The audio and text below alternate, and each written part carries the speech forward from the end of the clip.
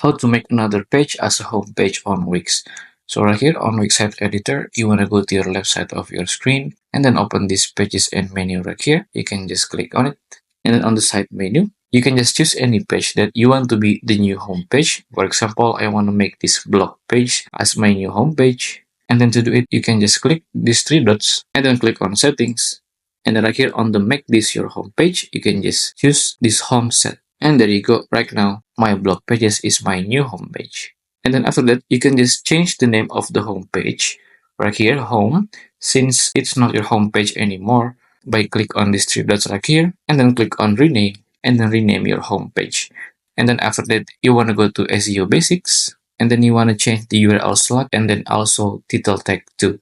Or you can just hide the home page from the menu bar by clicking on these three dots again, and then choose hide from menu. Or you can just delete it by clicking delete right here at the bottom.